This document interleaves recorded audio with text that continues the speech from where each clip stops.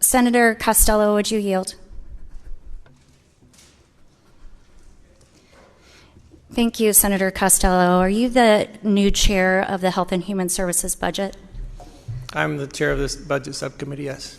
How much money are you planning to put in this new state program to pay for Pap smears and all the other services provided under the Iowa Family Planning Network that we currently have for thousands of Iowa women?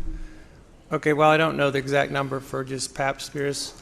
I know that we're planning around 2.8 million, but that's not a final number.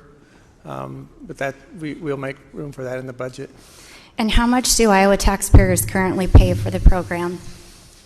I'm not aware of that. But you're a sponsor of the bill, correct? I'm a co-sponsor, yes. Okay.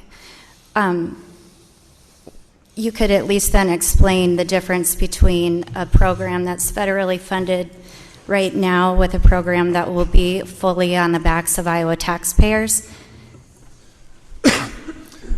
Well, I mean, that's true that we are pulling out of the government, the federal, because it's our belief that we don't need to have people doing business with someone that they feel is not a responsible party. Okay, so once again, would you explain the difference in price tag for an Iowa taxpayer to meet your belief system on what the additional charges will be to Iowa taxpayers? Well, it's. I think maybe we spend roughly $1 million. I'm not sure the exact number right now, where we'll go to maybe 3. So 2 or 3 million out of our budget of $2+ billion is not a very large number in comparison to our entire budget. And how much money are you cutting out of your existing budget for this year tomorrow?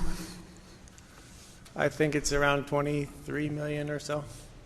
And what services will that impact? Well, I don't believe we're going to impact services too much. We might put off some hirings, shifting money around, taking money from funds. So you're going to cut money out of the existing budget, and somehow magically you're going to find somewhere roughly between $3 and $4 million to make a program that Iowans have had to pay 10 cents for every dollar we invest in this. Now you're going to put it on the backs of them, while at the same time you're slashing the Department of Human Services budget just tomorrow, correct? Well, we're required by law to find the money somewhere for this bill that we are the deficit. We've got to make up that $113 million somewhere. But the truth is, in the Senate file too, as it stands right now, there's no money allocated for the program. There's not a single line item in the bill that would show to pay for one single Pap smear for an Iowa woman anywhere in the state, whether she lives in rural Iowa or urban Iowa. Well, look, this is the 2017 budget that we're trying to fix. This program doesn't start until July, according to the bill, as I understand it. We'll find it in the new budget. It's not, like I say, it's not a large number when you consider the entire budget. You know, I had a lot of my constituents very concerned about the number of kids who are in unsafe home environments right now. We had a horrible situation occur in our state with a child who was starved to death because we don't have enough caseworkers to go out and investigate cases.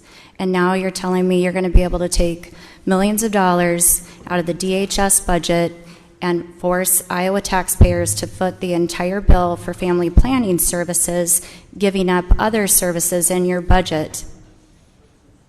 Correct?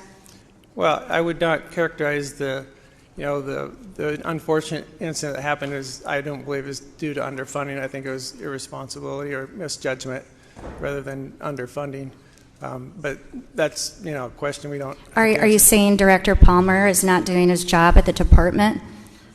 No, I'm saying that if I believe, and I'm not really that familiar with the case, that someone was terminated because they did not do their job properly.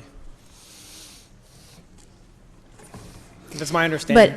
But so are you saying that we won't lose any caseworkers with the legislation to slash the state budget tomorrow. If we lose any caseworkers, it will not be due to a small amount like this. You can't say, well, we cut something, so you pick and choose wherever you say we're going to cut. It's the entire budget that it will come out of. It's a small amount. Where is the money going to go toward? Where are the cuts coming from? Well, we have an increase in funding next year. We do have a growth of revenue, so it may come out of some of the increases. I mean, you can't just say, well, pick and choose wherever you want to take it from. That's Well, you are the budget chair, so you will get to determine how we prioritize millions of dollars that will be spent in the DHS budget. And I assume the Department of Human Services does not have money lying around. Otherwise, we wouldn't have cases such as Natalie Finn's. Thank you.